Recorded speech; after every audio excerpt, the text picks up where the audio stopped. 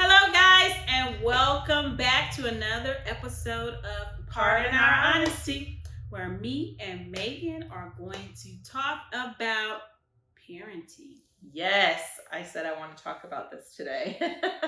Parenting, children. I'm not a fan of parenting. Yeah. Nobody gave us a manual to tell us what the hell you were supposed to do with kids and young people. And then I think, for me, as I got older, I learned a lot. I grew and I started doing things differently. And my kids, the older ones and the younger ones, are like, you were nicer to those younger kids than you were to us. You used to beat the hell out of us. Right. What happened, Mom? So this is going to be an interesting conversation. Yeah, I think a lot of things that I notice about raising children is the things, for me, I know you had a different upbringing, but the things I used to hate that my parents did, I have instilled with a force. I used to hate certain things. I remember I'd never do that if I had kids. And then I had kids, I'm like, now I understand, and this is why I want to do it. So let's start from our little children. Okay, so let's talk about when they're babies. They're little, not babies. We'll say little. Do you believe in spanking, punishments, things like that? Yes. I do too. 100%.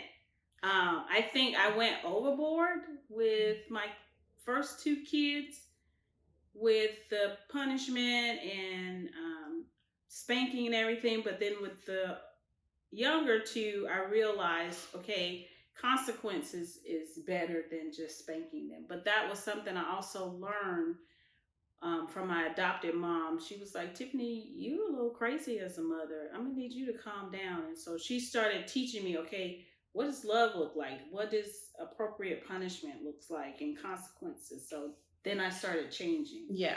But okay, so with that too, do you think children need that fear of consequence to correct actions? Absolutely. Okay, so here's a top. Okay, so let's just back a little because you guys probably don't know a lot about us. Tiffany, how many children do you have? So I'm a blended family, so we have 6 kids. How many did you raise? How many were yours and then blended in? I have 4. Okay, and then 2 blended boys, in 2 girls, and then my husband has a son and a daughter. Okay, I have 1 daughter that I raised, and I have a blended family. He has 7 children. Just wait for everybody to go, what? And 3 of them live full-time with us in the house. The other 4 we don't have a lot of interaction with. Okay. So going back to the discipline part. This generation, I feel like, is very about no discipline, no spankings, talking about our feelings, let them talk about why they did like those type of things. So for me, it's very hard to watch when you go places and you see a child behaving that way and they just kind of let them. So let's talk about, okay, when you had a child, well, we're old, okay? So we didn't have devices. Not really. No, not really devices. We did have TVs, obviously. Leapfrog, that's old. What we had. So what do you think about, let's just say for right now, we'll stick the age group 10 and under for right now, till we get to our teenagers. Okay. Do you think that they need devices? No, absolutely not. Okay, so, cell phone, no. Maybe a tablet that's strictly related to education. Like, okay, I'm going to play Sesame Street for you, or we're going to be reading and learning ABCs or something like that. But like just to have it so you can be quiet and not disturb me, no, absolutely not. Yeah, I agree with that. I was listening to the radio the other day, and it said something about it should be limited to under an hour a day. For under 13 and under, actually, an hour a day, because children who watch more than that have more behavioral issues than children who do not. Yes. So what do you think the positive about spanking or consequences is versus none? positive for consequences is you're never going to get away from consequences throughout the rest of your life. Society is going to hold you accountable for everything you do. So if I don't teach you that early, when you get out in the world, you're going to be like, well, what the heck? I used to be able to do all these things. Nobody said anything to me. It was okay. But now I'm having these consequences and I don't like it. And so you have this, I think I would call it enraged young adult who's like, or entitled. That's the word. Entitled young adult who was like, all my life I got to do whatever the heck I wanted to, and now you're telling me I can't. And they don't know how to cope. Yeah. And I think sometimes it's hard because like I was very strict. I was very fun and very loving. So I did not limit my hugs, my love, my praises, my fun. But you didn't mess. You didn't mess. Like you disrespected, you didn't do what you do. I would spank with a wooden spoon. I did not use the belt. I had the belt when I was younger. I, had been backhanded by my mother. I never touched her face, my daughter's face. I've never touched none of the other kids either, but I'm talking about my daughter specifically because I raised her. Didn't use the belt, but I did use a wooden spoon. She'll tell you, she makes jokes. We used to travel with it in the car because you mess with me. I'm not dealing with that shit, right? So, but now a lot of times people are like, kids are kids and you need to let them be kids. Where's that line of you're not going to pull that shit in front of me. You do it and you're going to get spanked. You're going to have a consequence, and they're just being a kid. If we're 10 and under, let's just keep thinking not our teenagers. When they haven't yet realized right and wrong. Okay, so I have stuff on the table. Little 2-year-old walks up to it, touches it. Hey, no, don't tap the hand. No, don't touch that. But once you've been told a couple times, then yes, you're going to get a spanking because I've trained you. Don't touch that. And you're still doing it. So now I need to show you the consequences of doing something that I asked you not to do. Yeah. So I feel like the discipline is needed. I think, but like you said, like as you learn, you have to follow up. And I feel like you have to follow up. It can't be just discipline. Yeah. It has to be, I love you. Great job. Great picture. Great whatever. But you know what? I told you not to do that and you did it. Here's a consequence. And in children, I think, what do you see in the younger? We're still sticking, we'll say 10 and under, and then we'll go to our teenagers. But do you think that they've been taught the same level of respect or discipline or behavior in restaurant, all that stuff that I feel like? I think it's going to depend on the parent. Yeah. So, like you were saying, I was of the mindset, I'm not going to do any of the stuff that my parent did to me. But that's how you know. So you are going to repeat that. So I did repeat a lot of the very strong, strict, you will not embarrass me in public. Yeah. In public behaviors. Yeah. You're going to get the talk before we go in the store. And if you misbehave, I'm just going to lose it because, hey, we've been through this already. But I think it depends on the parent and what they believe is right, what is respectable for their children. That's what they're going to instill. Yeah. So, and I think that's true because I think there's some people, I'm in my 40s and I see people having kids now in their 40s and I see people who had, kids that are in their 20s, friends. And it's funny because sometimes the 20-year-olds are more strict on their children than the 40-year-olds. I see some of the 40-year-olds now like, that's not a big deal. I'm not worried about it because they're tired, I think. Like whatever. And some of the 20-year-olds are like, I'm not doing that. You're not going to do, But then you also see the flip side. Yeah. You see some, older generation having kids and they're very strict and you can tell it's, and I followed a lot of things from we have a chore day that you will clean the house and do chores. And you will do chores around the house, not for an allowance because you freaking live here. Like you live here. Like, but you should pay me because I did stuff. What is that? Like, you live here. You have to, and like, isn't that also teaching responsibility? This is your house. This is not my house. You should be doing these things. Why am I doing it? Yeah.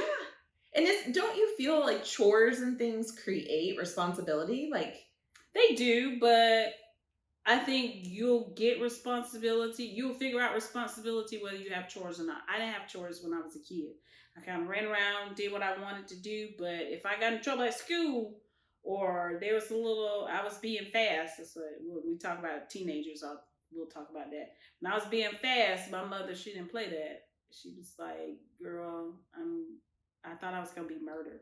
So when I first had Madison, right, my daughter, um, the number one, I will thank God continually for placing the woman across the street for me, because I was displaced from my family, was military, and I moved here. I didn't know anybody. I was pregnant. Husband at the time was deploying, and there was this just random neighbor across the street, Connie. You guys have heard her name. She walks over. She's like, I was waiting to make sure you were pregnant. But she kind of gave me a lot of guidance I did not know. Like I was, she said, just now this will be a controversial subject too. Put the baby in the crib and let her freaking cry, right? To go to bed, right? Yeah. Well, I sat on that porch, and at the time I did drink, had a glass of wine, crying because I felt so damn guilty. But God, that was the best advice, one of the million I ever got. So do you have was there any other influences on your life raising your parent? So the one thing I did avoid was the baby books, where people said your baby should do this by then. I think that really fucks with the mother. Yeah. Wait, my kid didn't wave at 8 months. Oh my God, what's wrong with my kid? So that would probably be the advice I would continue, is don't read those damn books. But is there somebody or something when you were having children, even the first, second, third, fourth, doesn't matter, that kind of influenced you, that opened your mind to, other parenting versus what you experienced? Yeah, that would have been my adoptive mom, because I was not someone who showed love, like you're saying, the hugging and the praise. If you did what you're supposed to do, that's what you're supposed to do. But if you messed up, then that was my time to come down like a hammer. But my mom, she was the one that kind of said hey, Tiffany, I know you've had this crazy life, but these kids, you got to do things differently. And so she was the one that was kind of you need to do fun stuff. Take them up to the park and hang out and read books and have fun. She started me going to the beach. So we started doing that every year. But yeah, if it wasn't for her, I'm sorry, y'all. I don't know where y'all would have been. Do you think that there's anything wrong with, I feel all kids need structure. Yeah. Do you agree with that? Or do you think more free, some people are free schedule and free whatever and free just go and be?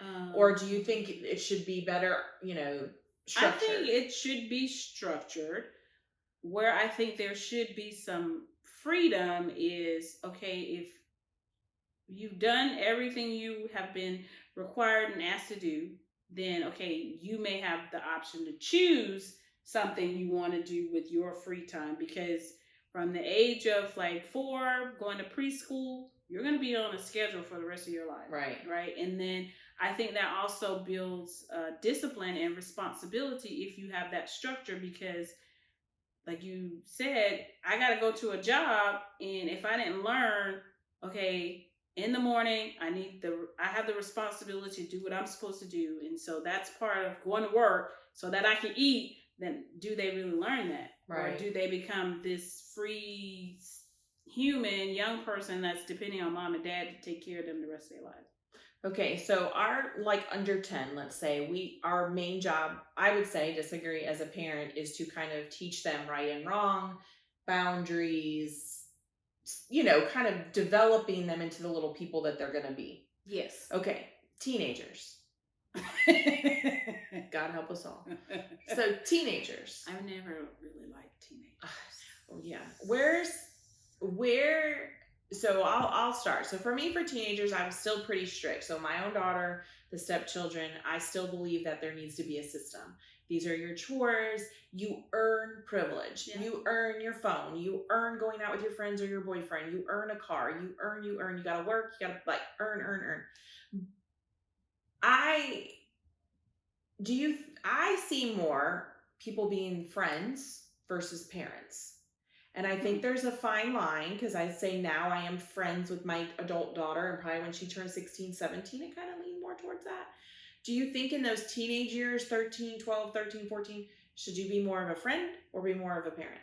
I think it's a balance, because you still want them to be able to feel that they can come and talk to you about anything. I don't think my kids got that. They were terrified that they came and said, I'm thinking about boys, I'm thinking about girls, or I'm thinking about girls and I'm a girl, that I would just flip out and lose it. So I think there has to be a balance. But do you really believe, even if you were the coolest mom, your children would still come to you with that? Because I'm going to say with Madison, me and her were like this, and she hit a lot of shit that surprised me. And I was like, what? I came right to you and said, hey, do we need to do this? Do we need to do that? And it was like, don't you think children just have a natural, like, I ain't going to tell my mom that? Yes, I do. But hopefully, as you're developing that relationship that, hey, I'm your parent, I love you, I'm going to require you to do things and be responsible, but I also want you to have that open dialogue, communication. That you like me a little bit. So I can't be a total asshole, but I can be a little bit of asshole and then still allow you to come and say, hey, I'm thinking about this. What do you think about it? So I think, yeah, it has to be a balance. How do you balance that? Don't ask me, because hell, I didn't do it. Yeah. So, okay. So what is something that you think you would have correct, knowing what you know now? Oh, God. What would you go back with your children and they were teenagers, maybe even little? What are let's take each child and say, what's one thing that you would have changed knowing what you know now, being older?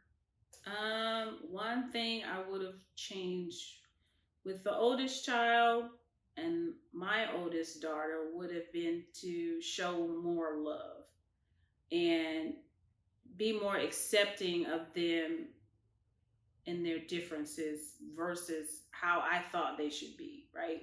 So what I mean by that, with my oldest son, I was very, very strict. I did not show love because I really didn't know how to do that. But you were how old when you had? Oh, I was 13. Okay.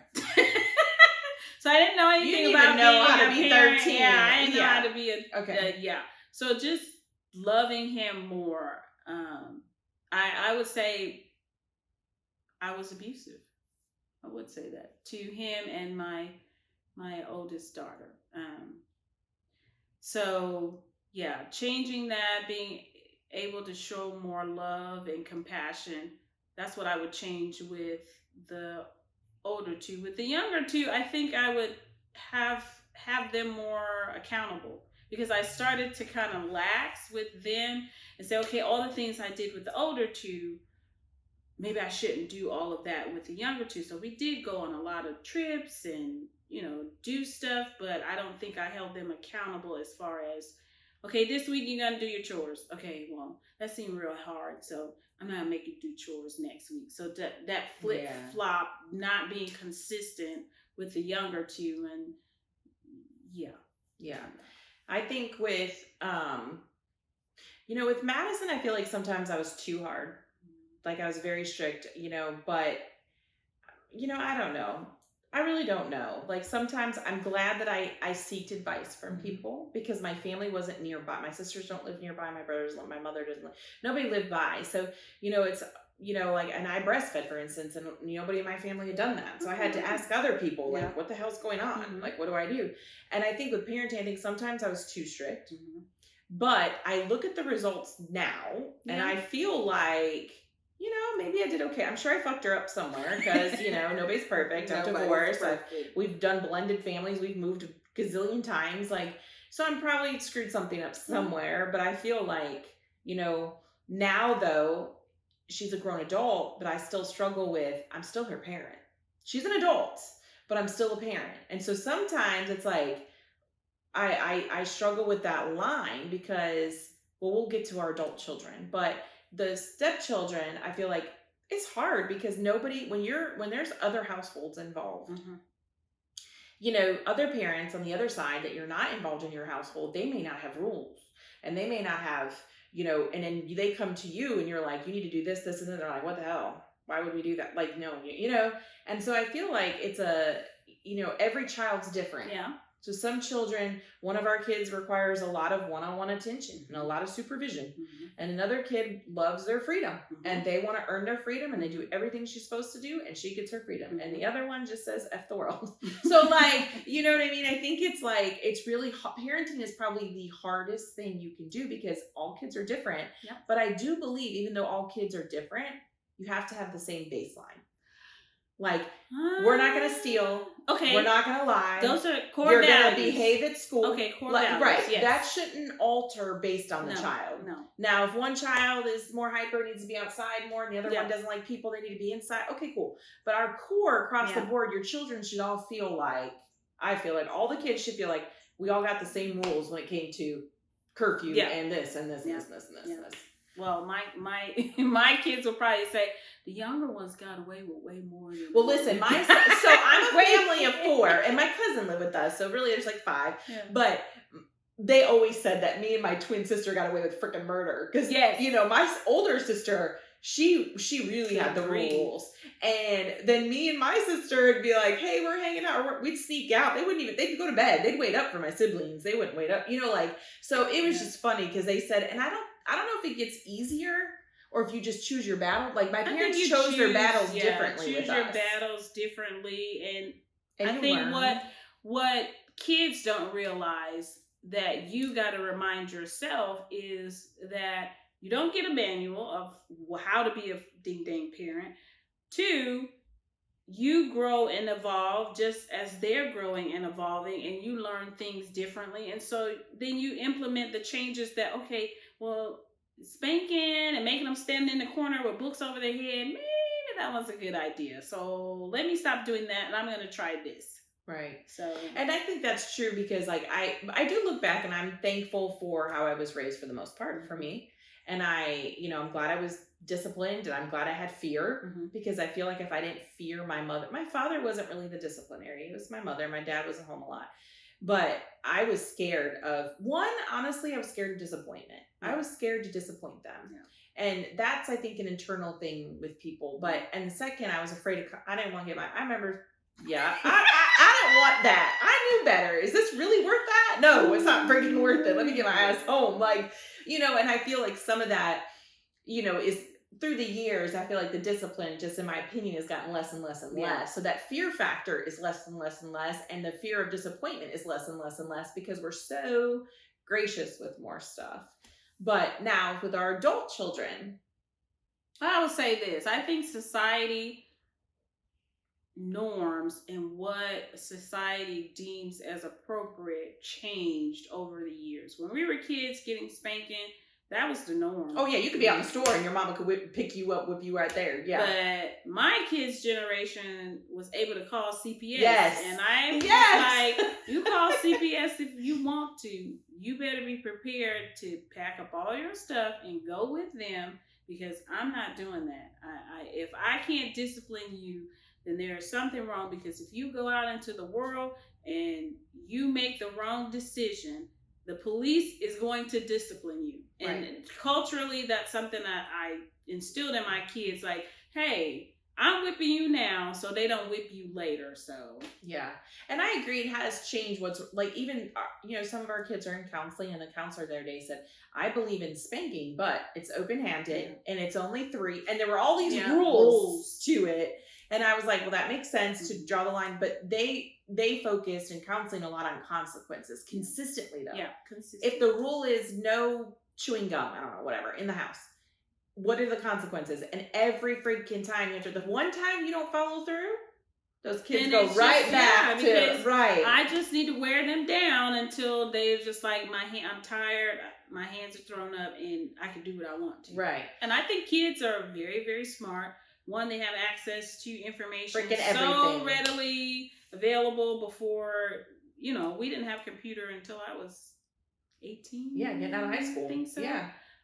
We learned typing on a typewriter. Yeah, that's so I just think they're a lot smarter.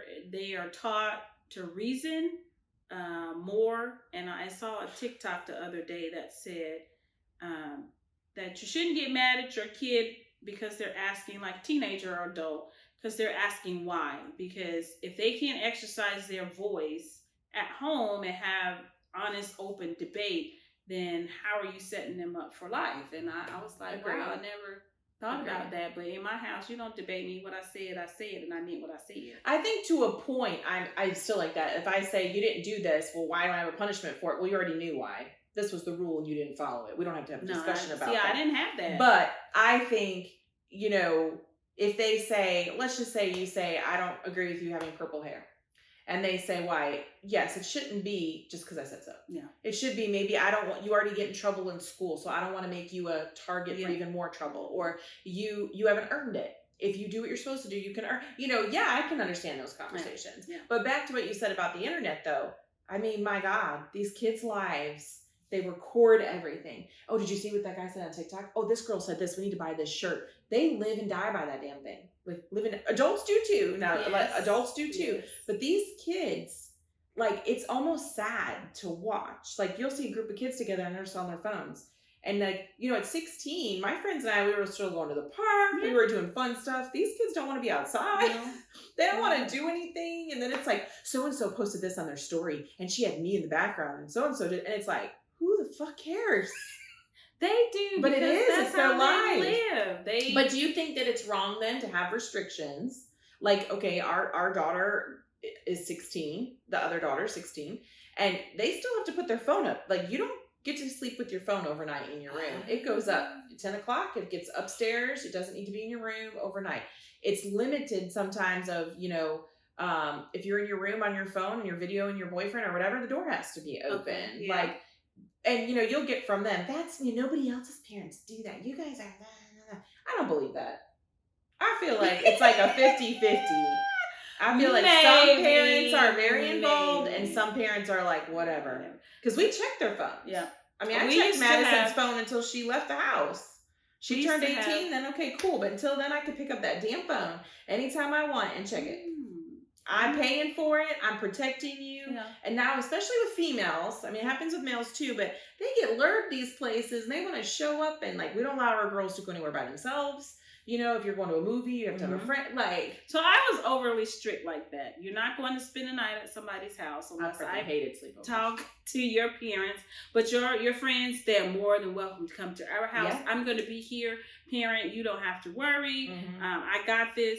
But even in that, they still did stuff that I had no freaking clue about. And we used to have parental controls on the phone, so then the internet would go off at a certain time, blah, blah, blah. But like you said, with your daughter, when she turned 18, the stuff that she told me, I was like, what? You can't stop everything. I mean, this is what I tell the kids. You want to do something, you're going to be able to do it. We're not giving you the open door to freaking do it. I'm not going to give you every avenue to go make out with your boyfriend and do whatever. I'm not going to give you every avenue to go nally and try drugs. You may do things and cool. Every kid gets away with shit. Yeah. But I'm not giving you the go ahead. I'm not going to say, oh, you go out and come home at 1 a.m. I don't even know where you are. No. Or you could go in the bedroom with your boyfriend and shut the... No. Some of these kids, they're 13, posting videos in bed in their bra and the boy's shirt off on their social. And you're like, are parents just cool with this? Am I just old now? I hope not, because I would be mortified. But you ask some parents, do you check your kid's social? Do you ever look? No, I don't follow them. I don't look at that. And of course they can make it private. Yeah. And they can hide stuff. But people used to send me screenshots of my kids, some kids that live with us for a little while. People would screenshot it and send it to us. People, when they know, and I don't take offense to that. If you see any of my kids doing something and you shoot it out to me, I'll be like, thank you. I'll handle it, but thanks for letting me know. Everybody's not like that. Yeah. What I will say is that so I was really strict with, okay, you can't hang out with boys and boys can't come over here. What if it's a girl and a girl? I think if it's dating. Clueless. Well, right. Clueless. And I agree. Because I thought that was your best friend. She just came out and spent the night. Right. And see, we have a hard time too because if they're not open with you, you don't know, and you think it's just your friend. But we also have a son who his friends are females. He doesn't make male friends. Mm-hmm. It's very hard for him. He has a hard time. But we can't allow, it sounds but we can't allow him to have a girlfriend over in his room and because how do you know at one point that doesn't turn into something else? Now, if y'all want to play basketball out in the street, have her come over and play basketball out in the street. But you're right. How do you know? You don't know if your children aren't open with you and you have no idea. Because I'm sure that happened amongst all of my friends when I was younger. My daughter, she probably has friends. They had sleepovers. You never know. No. But, ignorance is bliss because you don't know, you don't know. Now, if I knew my daughter was gay, then no, I would not allow her to have another girl spend the night if that was a relation. romantic relationship, you know, but those are conversations you have to be able to have. That they want to have with you back. Right. So if they don't, Ma, you crazy. That's not me. Yeah, I was crazy. Jesus, I was really crazy, but that's okay. And that's the other bad thing is because your siblings sometimes do know. Oh, well, why do they get to do that? Blah, blah, blah, blah, blah. And you're like, well, I didn't freaking know. I didn't know because I wouldn't have allowed it. No. You know what I mean? Like, you wouldn't have allowed it if you knew it was a girlfriend. Right. If I had known, none of you guys would have been allowed to go out in Korea. And so here's the thing, like, in our house, we are strict, but you can earn everything you want. You follow the rules and you get good grades, cool. You want to go out with your friends, go to a movie, go ahead. You want to have your phone, go ahead. You want to have a boyfriend, go. Like, we're strict, but girl, you do what you gotta do and you're gonna get all those rewards.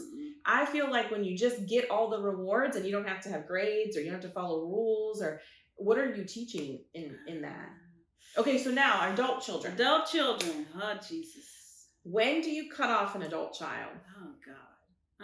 Financially, we'll say financially, not cut off. We love our children forever, but financially, because I was listening on the Christian radio the other day and they asked this question, and it ranged from 18 years old when they leave the house, if they leave the house, 18 years old, up into not till 26 when your frontal lobe and blah, blah, blah, blah, blah develop. Okay. So you know that's a mama that was supporting. So, but how do you judge that? And at what point does that get eliminated? I'm not an expert on this subject. I'm actually very, very, very horrible at this part of parenting.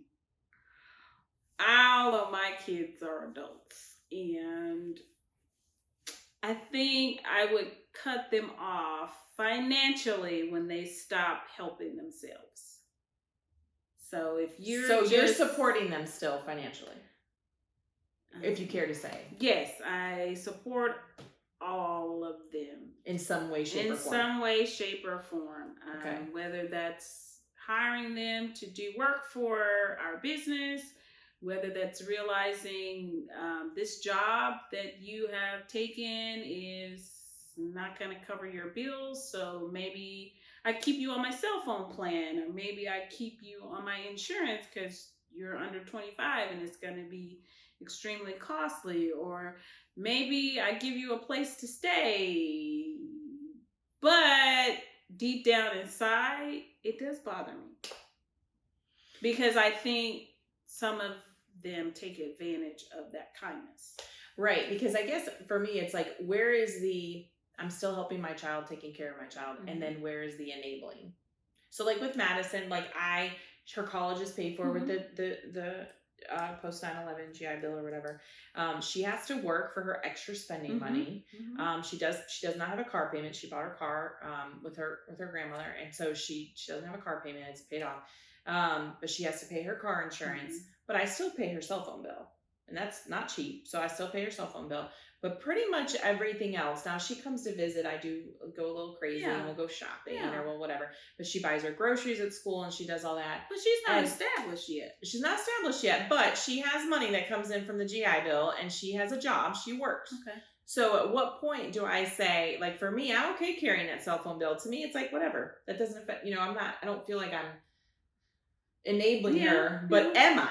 At what point do you tell your kids, listen, you're an adult? Because listen, when I became an adult, just because they did it to us doesn't make it right. I understand that, but at what's the balance of, hey, you know what? If mom quit paying for this, what the hell would I do? Would that give them a different motivation of like, oh, like, okay, Madison, I love you, baby. I love you, baby. I'm not gonna let her talk about you too bad. But she switched career plans. Okay. And her salary is not going to. But she's passionate about that. She is. But what I'm saying is, you pick this degree plan, and if it doesn't cover your living expenses, now you're working and you're working hard, and you got your degree and you got a job, but it doesn't cover your expenses. I kind of feel like I shouldn't let her out there and suffer. But then, if she knew that I was going to completely cut her off, if I was, would she pick a different career? Would she find a side job? Would she find a second job? What would she do? So I think it's just going to depend on the young adult. Now, I have 2 young adults that they are for real hustlers. Like, before they ask me, Mom, can you help? They've done Instacart, they've gone out and done DoorDash, whatever the side hustle is, and they both have full-time jobs. They are figuring it out. And if they can't figure it all out, then they'll ask my mom, then they'll ask their dad, then they'll ask me. So I know when they come to ask me, they've already exhausted their other resources. So yes, I will help them because I see them helping themselves. It's not every month, it's not every day, maybe a couple times a year. Hey, can you help me do this or that? And so yes, I'll help them. The one that I am not happy with helping is the one that just feels like you're supposed to do it. I'm supposed to do it, and I'm on the back burner, and you can do all the other things with your money before you do what you're supposed to do to handle your responsibilities. So in that situation, at what point do you say enough's enough? I don't know, because part of me feels like that teenager that was out there on their own, right, trying to figure it out. It sucked. It was really hard. Are they a teenager? No, they're not a teenager. Do they have any children? No, they do not have any children. Okay. So if I put them out, then they're like, you're afraid something bad will happen. Yeah, they're homeless. They're not. What will they do to figure it out? I'm not sure that. But do you feel that they are a fight or flight? Like if that ever happened, do you think they would figure it out now that they had to, or do you think they're the type of person who may drown? I think they may drown. Yeah, I guess that's my fear. But is that your problem or their problem? Well, is it my problem because as a parent I didn't prepare them for life? I did see a meme one time that said F those kids, because you raised them to figure it out as adults, but I've yet been able to implement F them kids. Well, I think that's easier so that anybody who has children understands that you have this thing with them. You know, this cord that's always attached. Yeah. But right, and I would have no advice for you because I don't know, I'm not in that situation. But I feel like at some point you have to come up with what are you doing if you're dying or struggling or you're not paying your bills and you're counting on me to do that? Well, what happened if something happened to you? What if something happened financially to you where you couldn't do all this for all of them? Then did you set them up to be able to do it for themselves, or did you set them up to drown?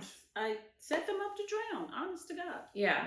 But see, that's maybe goes back to the communication with your children. Like, hey, we need a 1-year plan or a 2-year plan. Okay, well, if they say I don't have one. Well, no, that's why we're going to work on it now. Maybe I don't know. Yeah. Because I don't know, I don't know how long I'd pay Madison's cell phone bill. I don't know if she got a job and couldn't pay her bills, how long I would help her. I can't say. I probably would help her. Yeah. As long as she was doing. Yeah. And that's just like the younger kids. Yeah. As long as you're doing all the shit you're supposed to do, you'll reap the rewards. Yes. You don't, or you're an asshole to people, or you're disrespectful, you're breaking the law, you're freaking doing all the shit that I don't support, then don't come to me for support. Okay. You got to respect my values and I'll respect yours. But if not, like, there's got to be a line. Yeah. So I think for me, it's still that fear of, okay, they're going to drown if I don't help, and then am I just abandoning them? So that's of course, that's our own, and that's probably part of the people pleasing. Yeah, it's part of that communication, all that stuff. And I mean, parenting, I would say, is between relationships, which constitutes with children. It's the hardest thing because as a parent, I would go back to one thing and say, talk to people. Yeah. Some people get wrapped up, my kids didn't wave yet or talk yet. Girl, that's okay. And nowadays, all the cartoons don't have mouths. Like, they don't have mouths. Watch some of those cartoons those babies watch. They sing and stuff, but they don't have mouths.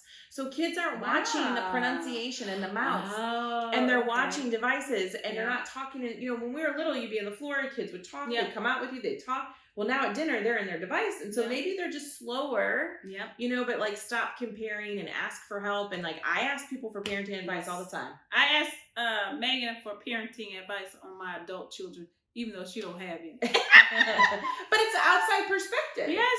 Because when you're in something, relationship, children, marriage, whatever, you don't see it the way people from the outside see it because you have all of this. And I think that's where the communication comes in, and like now talking to you, I'm like, I need to talk to Madison, but like, what's her 2-year goal, 3-year goal? Even the younger kids, what's your goal? Once they're freshman, 8th, 7th, 9th, and 10th grade. They're not that many years off from going out to adulthood. So like, what's your plan? Yeah. And our 16-year-old has a job. She's saving money because she's got to pay her car insurance if she wants to have a car. Because that's not my job. Like, But I think, like you're saying, just having that open communication of, hey, once you go to high school, or what the expectations are as far as how am I going to assist you as a teenager and as an adult. Those are real conversations you need to have with your soon-to-be grown children. I wish that was something I had been advised to do, because then letting go of them and, like you said, cutting the purse strings off or cutting the apron strings off would have been a lot more doable and easier without the guilt of, oh crap, I'm just letting my child drown. Because my own insecurities would have been doable. I could be like, you know what, I did what I was supposed to do for you. Right. You're done. Right. So, but it's easier said than done. Yes. So what would y'all say? Engage with us. We like to hear when y'all comment. What would you say is the best thing you learned as a parent? What was some advice that you would love to pass on to somebody else who would read these comments? And what is something that you have struggled with as a parent? Mm-hmm. Is it discipline? Is it a schedule? Is it routine? Is it one thing? The other thing, I know we're about to make an end and my brain went off, but a lot of us, I think, do what we played sports, my kids should play sports, or I rode a bike, you should ride a bike, or, we used to love to be outside, you should be outside. I think we put on to our children, what and we you know. see that, what you know. So is there something that you either wish you would put on to your children that you did know that you didn't, or something that you wish you didn't put on them that you did? Because I think I could probably name a couple of those. Yeah, me too. I don't know if they were all bad, but I could probably name a couple. I would say don't beat yourself up. Parenting is a journey. You learn something new every day. And so in parenting, you're going to learn new techniques, and you're going to grow and change and be different.